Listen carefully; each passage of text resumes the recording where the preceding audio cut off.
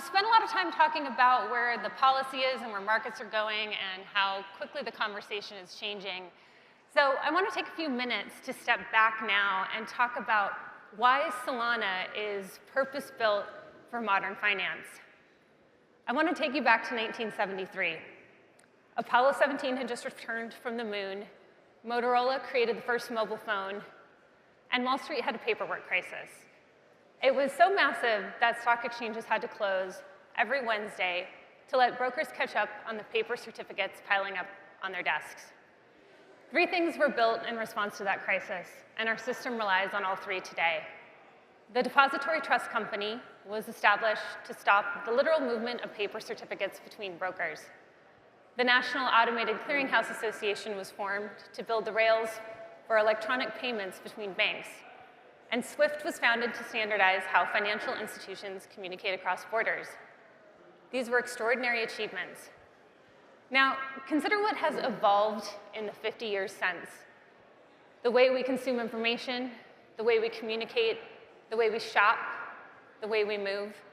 The internet has transformed every one of these industries, upgrading the infrastructure that came before it.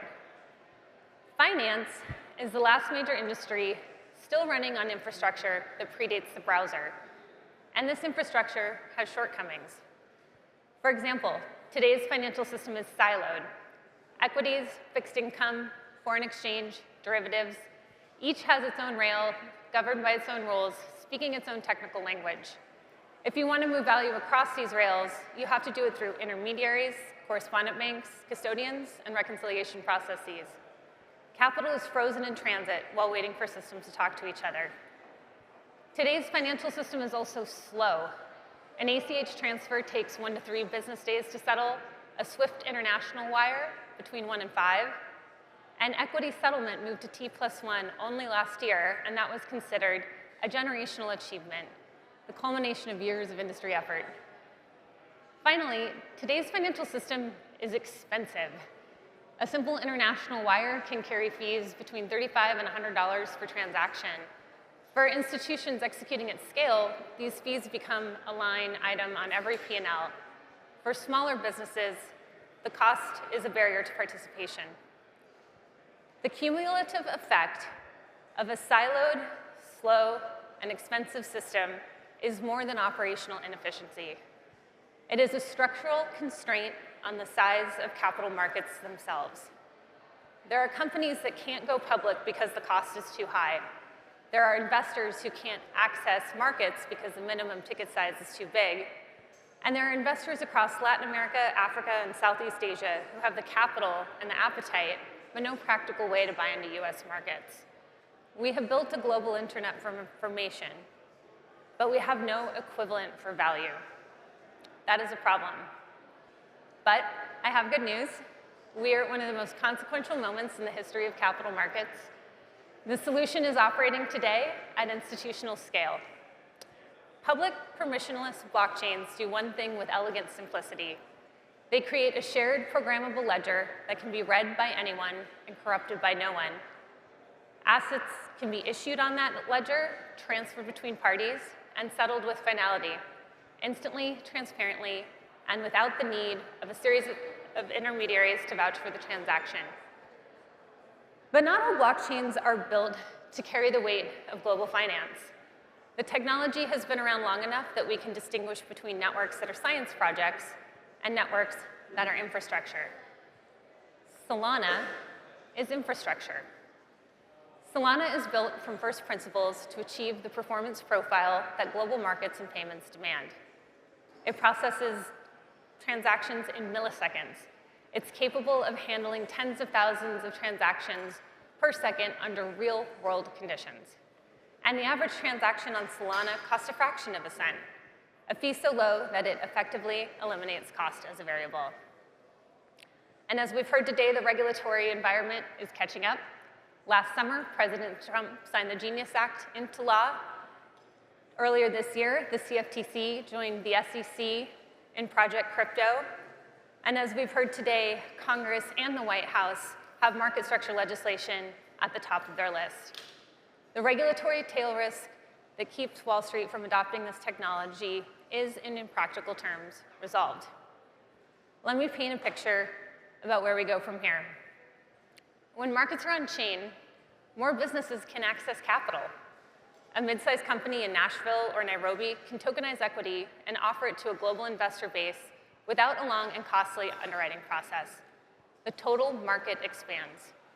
When markets are on-chain, people can access a wider universe of investments. The cost of offering financial products falls, minimums fall, and this opens up access to a new class of investors, broadening the base and deepening the markets. And when markets are on-chain, the global audience enters the picture.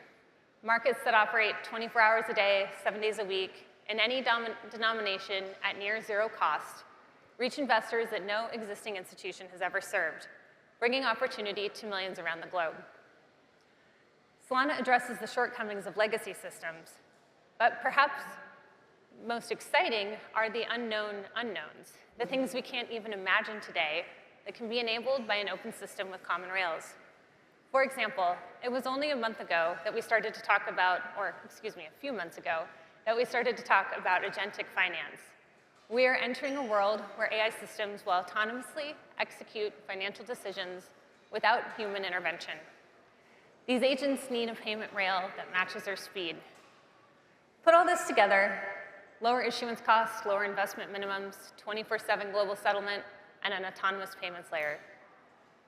The result is an explosion in capital markets activity. More issuers, more investors, more transactions, more liquidity, and more markets. Everyone in this room is positioned to participate in the expansion. Here's how you can get started. If you want to track the ecosystem in real time as it develops, apply to sign up for Blockworks' Lightspeed Investor Relations portal.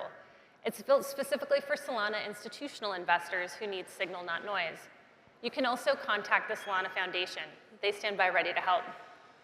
If your organization is ready to move into implementation, whether you're an issuer exploring on-chain capital raising, an exchange building digital asset infrastructure, or a bank exploring settlement rails, the Solana Foundation can help you as well.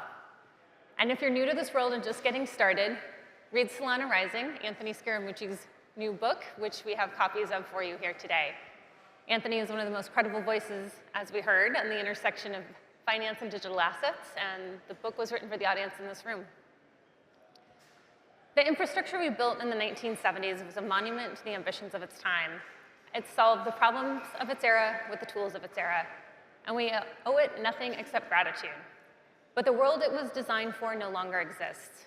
The world around us settles in milliseconds, or moves in milliseconds, settles instantly, and reaches every investor on Earth simultaneously. That world is called Solana, and the window to be early is still open. Thank you.